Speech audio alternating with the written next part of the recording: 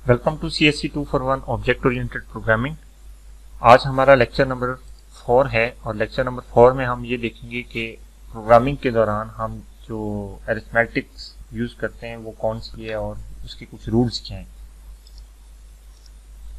तो आज के जो हमारे लेक्चर के गोल हैं उसमें ये है कि हम ये देखेंगे अरिथमेटिक ऑपरेटर कौन कौन से हैं जिन्हें हम अपने प्रोग्राम्स के अंदर यूज करेंगे।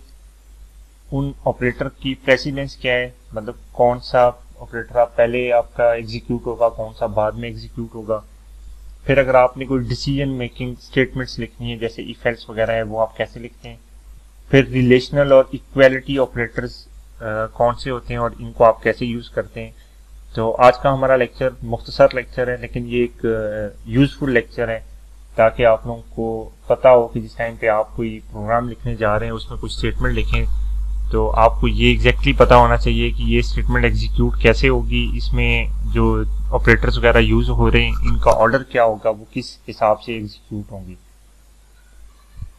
तो अरिथमेटिक ऑपरेटर आपने अक्सर ये देखे हुए हैं, सुने हुए हैं, इनको यूज भी करते रहते हैं, बचपन से पढ़ते हुए आए हैं कि आपके ये अरिथमेटिक ऑपरेटर्स हैं, प्लस है, माइनस है, मल्टीप्लिकेशन है, डिवीजन है और रिमाइंडर है।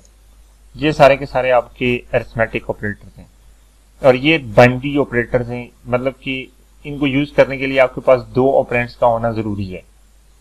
सिर्फ एक वैल्यू के साथ आप इनको यूज नहीं कर सकते। और इनको लिखने का स्टाइल क्या है, फर्ज किया अगर आपने अलजेब्रिकली लिखना है तो जैसे आप लिखते आए कि f+7 का क्या मतलब है कि f के अंदर 7 को ऐड कर दो। p माइनस सी का क्या मतलब है, p में से c को माइनस कर दो। मल्टीप्लिकेशन का क्या मतलब है, bm को मल्टीप्लाई कर दो कि b की वैल्यू और m की वैल्यू को लो और इनको आपस में मल्टीप्लाई कर दो। ये एस्टेरिक का जो साइन है ये मल्टीप्लिकेशन के लिए यूज होता है। डिवाइड के लिए क्या है, x डिवाइडेड बाय y, इस तरह से लिखें, इस तरह से लिखें या फिर इस तरह से लिखें, तीनों का एक ही मतलब है। और रिमाइंडर क्या है कि अगर आप जब डिवाइड करते हैं तो जो बच जाने वाली चीज होती है, जो वैल्यू है, उसको आप कहते हैं कि ये रिमाइंडर है आपका। और इसको आप r mod s करके लिख रहे हैं तो इसका मतलब है कि आप एक्चुअली रिमाइंडर ही फाइंड करना चाह रहे हैं। सेम इसी अलजेब्रिक चीज को अगर आप जावा के अंदर लिखेंगे तो f+7 ही लिखेंगे, p माइनस सी को p माइनस सी लिखेंगे। मल्टीप्लिकेशन के लिए अलजेब्रिकली आप अगर कुछ भी दो वेरिएबल्स के दरमियान ना लिखें तो उसका मतलब मल्टीप्लिकेशन होता है, लेकिन जावा प्रोग्राम के अंदर आपको अगर दो वैल्यूज को मल्टीप्लाई करना है तो आपको स्टेरिक का सिंबल डालना पड़ेगा। इसी तरह डिवाइड करने के लिए आप अलजेब्रिकली तो ऐसे भी डिवाइड कर सकते हैं और ऐसे भी कर सकते हैं, लेकिन जावा के अंदर अगर आपने डिवाइड करना है तो आपको बैकस्लैश यूज करनी पड़ेगी, जिस तरह ये आपको लिखी हुई है। अलजेब्रिकली रिमाइंडर के लिए आप r mod s लिख देते हैं, मतलब a mod b या कोई भी मॉडुलस इसको कहते हैं, आप इसको यूज करते हैं। जबकि अगर जावा के अंदर आपने इसको लिखना है तो r इसको परसेंटेज का साइन और s जो है ना, आप ये इस तरह से लिख के आप इसका रिमाइंडर फाइंड करेंगे। तो और इसमें इंपॉर्टेंट चीज ये है कि अगर आप डिवीजन कर रहे हैं और वो इंटीजर डिवीजन है तो फिर जो आपकी पॉइंट्स में वैल्यूज होंगी वो सारी की सारी खत्म हो जाती हैं, आपका आंसर हमेशा इंटीजर में ही आपके पास आएगा। और रिमाइंडर ऑपरेटर क्या है, जब आप डिवाइड करते हैं दो नंबर को तो जो नंबर बच जाता है उसको रिमाइंडर कहते हैं।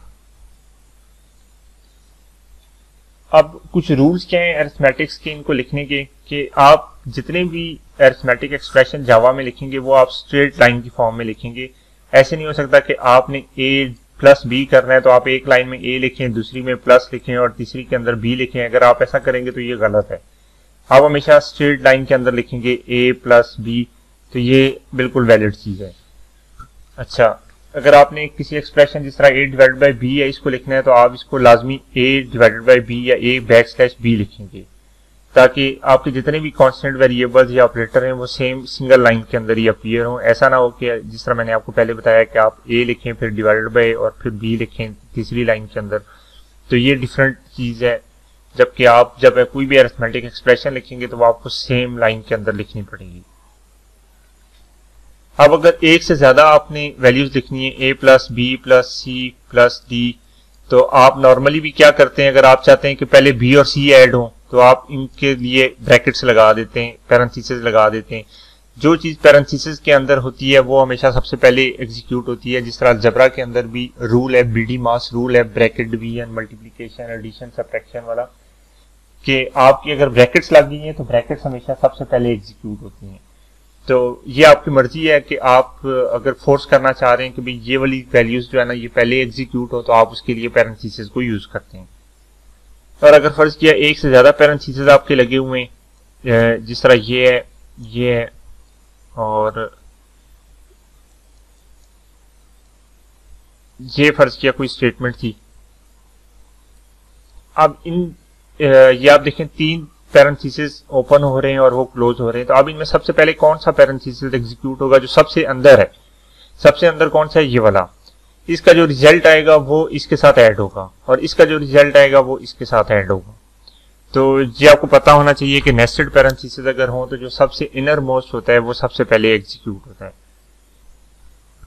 और उसके अलावा क्या है कि प्रेसिडेंस क्या है? अगर आपके पास एक लाइन के अंदर मल्टीप्लिकेशन, डिवीजन और मॉडुलस या रिमाइंडर तीनों आ जाए, अपीयर हो जाए, तो इसमें कौन सा पहले एग्जीक्यूट होगा? फर्ज किया लिखा हुआ है a multiply b divided by c remainder d, मतलब 4 वैल्यूज आपके पास लिखी हुई हैं। तो इनमें सबसे पहले कौन सी एग्जीक्यूट होगी?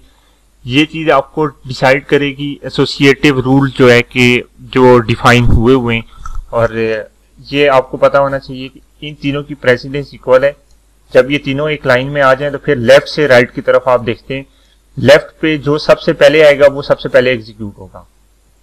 अगर लेफ्ट पे पहले मल्टीप्लिकेशन आ रही है तो वो मल्टीप्लिकेशन पहले एग्जीक्यूट होगी। अगर डिवीजन आ रही है डिवीजन होगी। अगर आपके कोई और चीज आ रही है, रिमाइंडर आ रहा है, तो रिमाइंडर सबसे पहले एग्जीक्यूट होगा। मतलब आप लेफ्ट से राइट की तरफ ट्रैवर्स करेंगे और देखेंगे कि सबसे पहले कौन सी चीज एग्जीक्यूट हो रही है। सेम इसी तरह प्लस माइनस अगर आपका आ रहा है एक लाइन में बहुत ज्यादा दफा, तो प्लस माइनस की भी प्रेसिडेंस एक जितनी है। अब इसमें भी लेफ्ट से राइट की तरफ आप देखेंगे कि भाई लेफ्ट पहले एग्जीक्यूट होगा या राइट पहले एग्जीक्यूट होगा। सॉरी, लेफ्ट से राइट की तरफ देखेंगे कि लेफ्ट पे जो भी पहले चीज आएगी वो पहले एग्जीक्यूट होगी और उसके बाद जो चीज आएगी लेफ्ट पे वो फिर पहले एग्जीक्यूट होगी, दूसरे नंबर पे एग्जीक्यूट होगी। अभी हम इसको एक एग्जांपल के साथ भी समझ लेते हैं। और ये असाइनमेंट ऑपरेटर है, ये हमेशा लास्ट पे एग्जीक्यूट होता है और ये राइट से लेफ्ट होता है कि आपकी राइट साइड पे जितनी भी वैल्यूज होती हैं वो उठा के तो आप लेफ्ट साइड पे असाइन कर रहे होते हैं। अब देखें जिस तरह ये एक आपके पास एक पूरी एक्सप्रेशन दी हुई है, इसमें मल्टीप्लिकेशन भी है प्लस भी है। तो ये तो आपको पता है कि भाई मल्टीप्लिकेशन की प्रेसिडेंस ज्यादा है प्लस है, तो मल्टीप्लिकेशन पहले एग्जीक्यूट होगी। लेकिन कौन सी मल्टीप्लिकेशन? ये वाली मल्टीप्लिकेशन, ये वाली मल्टीप्लिकेशन या ये वाली मल्टीप्लिकेशन? यहाँ पे 3 मल्टीप्लिकेशन हो रही हैं, तो इनमें से कौन सबसे पहले एग्जीक्यूट होगी? तो आप हमेशा लेफ्ट से राइट की तरफ आएंगे तो जो सबसे पहली मल्टीप्लिकेशन लेफ्ट पे आएगी ना, ये पहले नंबर पे एग्जीक्यूट होगी। तो आप इसको करेंगे तो फिर आपके पास एक्सप्रेशन क्या आ जाएगी? इसकी जगह पे 10 आ जाएगा, यहाँ पे 5 और बाकी एक्सप्रेशन उसी तरह है। अब आपके पास अगेन एक ये मल्टीप्लिकेशन है और एक ये मल्टीप्लिकेशन है, तो इन दोनों में से लेफ्ट से राइट की तरफ आप आएंगे तो ये सबसे पहले एग्जीक्यूट होगी। तो आप इसे एग्जीक्यूट करेंगे तो अब आपके पास एक स्टेटमेंट ये होगी है। अब देखें आपके पास प्लस और मल्टीप्लिकेशन दोनों हैं, लेकिन अब चूंकि आपको पता है कि मल्टीप्लिकेशन की प्रेसिडेंस ज्यादा है तो अब मल्टीप्लिकेशन पहले एग्जीक्यूट होगी। तो अब ये वाला ऑपरेशन आपका परफॉर्म होगा, तो आपके पास एक्सप्रेशन जो है ना वो चेंज होकर ये हो जाएगी। अब देखिए आपके पास 2 प्लस हैं, दोनों की प्रेसिडेंस एक जितनी है, तो आप क्या करेंगे? आप लेफ्ट से राइट की तरफ चलेंगे, जो पहले प्लस आएगा वो सबसे पहले एग्जीक्यूट होगा। तो आप इन दोनों को पहले प्लस करेंगे तो ये आपके पास नई एक्सप्रेशन आ जाएगी और फिर लास्ट पे जो चीज आपके पास बच गई आप उसे एग्जीक्यूट करेंगे तो आपके पास ये एक्सप्रेशन आ गई। और फाइनली क्या होगा कि ये जो रिजल्ट है ये असाइन हो जाएगा y को, जो इज इक्वल का साइन है वो सबसे लास्ट पे जाके एग्जीक्यूट होगा। तो ये तरीका है जो अरिथमेटिक आप परफॉर्म करते हैं अपने प्रोग्राम्स के अंदर, तो उसकी प्रेसिडेंस इस तरह से कंट्रोल हो रही होती है। अगर फर्ज किया कि आप चाहते हैं कि नहीं मेरा सबसे पहले ये वाला मल्टीप्लिकेशन परफॉर्म हो, तो आप इसको फिर पैरेंथेसिस के अंदर लिख देंगे। तो जब पैरेंथेसिस के अंदर ये लिखा जाएगा तो ये सबसे पहले परफॉर्म होगा, फिर लेफ्ट राइट नहीं चलेगा, क्योंकि पैरेंथेसिस की प्रेसिडेंस जो है ना मल्टीप्लिकेशन इन सारी चीजों से ऊपर है। सबसे पहले हमेशा पैरेंथेसिस ही आपके एवेलुएट होते हैं। तो ये वही वाली बात है कि आप पैरेंथेसिस को यूज करके किसी एक्सप्रेशन को ज्यादा क्लियर अंदाज में लिख सकते हैं और कंपाइलर को फोर्स भी कर सकते हैं कि आप पहले इस चीज को एग्जीक्यूट करो और उसके बाद किसी और चीज को करो। जिस तरह आपके पास अरिथमेटिक है सारी की सारी, वैसे ही आपके पास अलजेब्रिक या रिलेशनल और इक्वालिटी ऑपरेटर्स भी हैं। इक्वालिटी ऑपरेटर आपके पास कौन से हैं? इज इक्वल टू और नॉट इक्वल टू, ये आपके पास इक्वालिटी ऑपरेटर हैं, या जिनको नॉर्मली आप जानते भी हैं कि इक्वल टू के लिए आप इज इक्वल लिखते हैं और नॉट इक्वल के लिए आप इक्वल के ऊपर लाइन डाल के इसको कहते हैं कि ये नॉट इक्वल है। जावा के अंदर इसको लिखने के लिए क्या है कि आपने 2 दफा इक्वल को डालेंगे तो इसका मतलब है कि ये इक्वालिटी ऑपरेटर आप यहाँ पे यूज कर रहे हैं। 1 दफा इक्वल का मतलब है असाइनमेंट ऑपरेटर, 2 दफा इक्वल का मतलब है इक्वालिटी ऑपरेटर के अब आप 2 वैल्यूज को आपस में कंपेयर करने जा रहे हैं। और इसी तरह 2 वैल्यूज को आपने नॉट इक्वल के साइन के लिए भी कंपेयर कर लेना है कि जिस तरह x not equal to y, आप ये कंपेयर कर रहे हैं कि x और y अगर इक्वल नहीं होंगे तो आपको बताए, यहाँ पे आप ये कंपेयर कर रहे हैं x और y दोनों इक्वल हैं। अच्छा, रिलेशनल ऑपरेटर क्या है कि वो 2 वैल्यूज का आपस में रिलेशन बताते हैं कि ये एक वैल्यू दूसरी से बड़ी है, छोटी है, बड़ी है और इक्वल है, या छोटी है और इक्वल है। मतलब ये 4 आपके रिलेशनल ऑपरेटर्स हैं। और इनको जावा में लिखने का स्टाइल क्या है कि ग्रेटर देन का साइन आपका ग्रेटर देन वैल्यू के लिए होगा, लेस देन का साइन आपका लेस वैल्यू के लिए होगा। ये ग्रेटर देन या इक्वल टू के ये जो सिंबल है इसको आप ग्रेटर देन और इक्वल टू अलग अलग करके लिखेंगे, और लेस देन और इक्वल टू के लिए लेस देन और इक्वल अलग अलग करके लिखेंगे। और आपके पास हमेशा रिलेशनल ऑपरेटर की प्रेसिडेंस ज्यादा होती है इक्वालिटी ऑपरेटर से। तो अगर आपके पास किसी लाइन में इक्वालिटी और रिलेशनल दोनों चीजें आ जाएं तो रिलेशनल जो है ना वो आपका पहले एग्जीक्यूट होगा। और इनकी एसोसिएशन भी लेफ्ट से राइट होती है कि आप हमेशा लेफ्ट वाली वैल्यू को राइट वाली वैल्यू के साथ कंपेयर कर रहे होते हैं। ये एक छोटा सा प्रोग्राम है। इस प्रोग्राम में क्या है कि 2 नंबर आप यूजर से एंटर करवाते हैं और उसके बाद ये चेक करते हैं कि ये दोनों नंबर इक्वल हैं, लेस देन इक्वल हैं, ग्रेटर देन इक्वल हैं या लेस देन हैं। तो उसके लिए ये देख लें कि ये नॉर्मली कंपैरिजन नाम की एक क्लास है, मेन मेथड है, उसके अंदर स्कैनर का एक ऑब्जेक्ट बनाया आपने कंसोल से यूजर से इनपुट लेने के लिए, 2 वेरिएबल डिफाइन किए इंटीजर टाइप के, स्क्रीन पे प्रिंट करवाया है कि पहला डिजिट जो है ना आप इंटर करें, और उसके बाद आपने इनपुट डॉट नेक्स्ट इंटीजर करके जो नंबर उठाया उसे आपने नंबर 1 में स्टोर करवा दिया। अगेन स्क्रीन पे प्रॉम्प्ट करवा दिया कि भाई सेकंड इंटीजर जो है ना वो यूजर से कि उसको इंटर करे। यूजर से आपने फिर इनपुट डॉट नेक्स्ट इंटीजर करके सेकंड इंटीजर लिया और उसे नंबर 2 को असाइन करवा दिया। अब आपने क्या है इफ स्टेटमेंट लगा के क्या चेक किया है कि अगर number 1 is equal to number 2, ये इज इक्वल टू 2 दफा का क्या मतलब है कि आप ये इक्वालिटी ऑपरेटर आप यूज कर लें कि नंबर 2 की वैल्यू को उठाए और नंबर 1 की वैल्यू को उठाए और ये चेक करे क्या ये दोनों इक्वल हैं या नहीं है। अगर तो ये दोनों इक्वल होंगी वैल्यूज तो आप स्क्रीन पे प्रिंट करवा देंगे कि भाई पहली वैल्यू इज इक्वल टू दूसरी वैल्यू है, ठीक है। और ये आपका फॉर्मेटेड टेक्स्ट को प्रिंट करवाने का तरीका है कि आपका नंबर 1 जो है ना वो यहाँ पे आ जाएगा, डी की जगह पे नंबर 1 की वैल्यू आ जाएगी, और इस वाले डी की जगह पे नंबर 2 की वैल्यू आ जाएगी, और स्क्रीन पे आपको वैल्यू जो भी इनकी वैल्यू होगी वो लिखी हुई आएगी नजर, फिर इज इक्वल का ऑपरेटर लिखा हुआ नजर आएगा, और फिर आपकी दूसरी वैल्यू लिखी हुई आएगी, और बैकस्लैश का क्या मतलब है कि नई लाइन के ऊपर चला जाएगा। अच्छा, दूसरे आपने इफ में क्या चेक किया कि अगर ये 2 नंबर इक्वल नहीं है तो आपने यही चीज प्रिंट करवानी है कि ये नॉट इक्वल टू है। फिर इसी तरह अगर पहला नंबर दूसरे से लेस देन है तो आपने ये प्रिंट करवाना है लेस देन का सिंबल, ग्रेटर देन है तो ग्रेटर देन का सिंबल प्रिंट करवाना है, लेस देन इक्वल टू है तो आपने लेस देन इक्वल टू का सिंबल प्रिंट करवाना है, और इसी तरह ग्रेटर देन इक्वल टू है तो ग्रेटर देन इक्वल टू का सिंबल प्रिंट करवाना है 2 वैल्यूज के दरमियान। उसके बाद इस टाइम पे आप इसको एग्जीक्यूट करेंगे। फर्स्ट किया आपने यूजर से कहा कि 2 नंबर लिखो, यूजर ने 777 दोनों दफा लिखा, तो आपके कौन कौन सी चीजें ट्रू होंगी। जो इज इक्वल टू वाला ऑपरेटर था वो ट्रू होगा और आपको स्क्रीन पे लिखा हुआ आ जाएगा कि number 1 is equal to number 2 के। जो लेस देन इक्वल टू वाला था वो भी ऑपरेट होगा क्योंकि 777 इक्वल है आपका 777 के, तो ये भी आपको स्क्रीन पे नजर आएगा, और इसी तरह ग्रेटर देन इक्वल टू वाला भी आपको स्क्रीन पे प्रिंट हो जाएगा।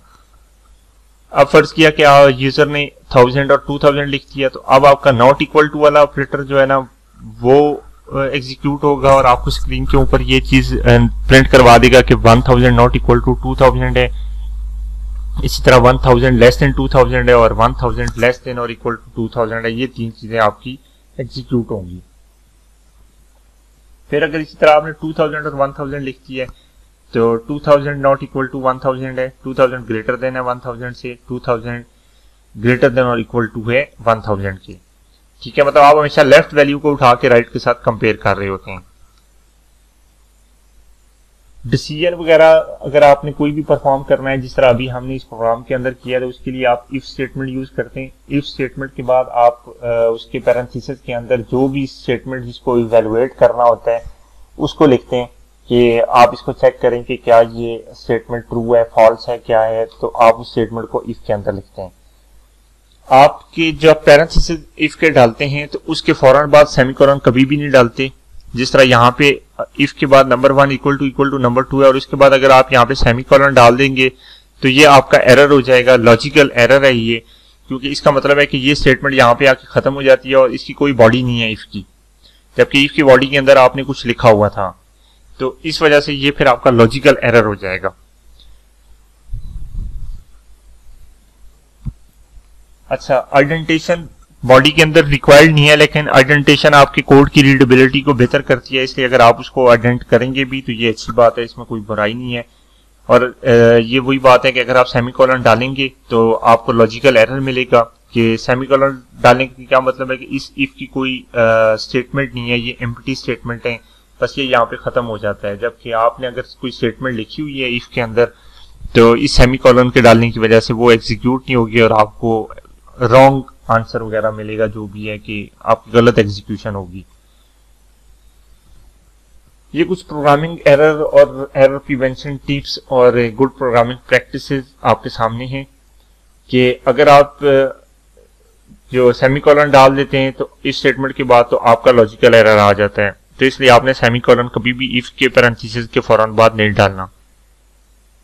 आपने गुड प्रोग्रामिंग प्रैक्टिस किया है कि आप सिर्फ एक लाइन लिखें एक स्टेटमेंट के अंदर मतलब कि एक स्टेटमेंट में एक से ज्यादा लाइंस ना लिखें, क्योंकि जितनी ज्यादा लाइंस आप इकट्ठी करके लिखेंगे वो फिर आपको पढ़ना भी मुश्किल होगा, आपकी लाइंस जो है ना वो कॉम्प्लेक्स हो जाती हैं। अगर आपके बहुत सारे एक्सप्रेशंस यूज हो रही हैं, बहुत सारे ऑपरेटर यूज हो रहे हैं किसी एक्सप्रेशन के अंदर, तो अब आपने क्या करना है कि इंश्योर कर लेना है कि वो जो ऑपरेटर की प्रेसिडेंस है वो आपको पता है और उसके मुताबिक ये सारे के सारे एग्जीक्यूट हो। अदरवाइज आप पैरेंथेसिस को यूज करें और फोर्स करें कंपाइलर को कि जो चीज आप चाहते हैं इनकी एग्जीक्यूशन का ऑर्डर ये इसी ऑर्डर के अंदर ही एग्जीक्यूट हो।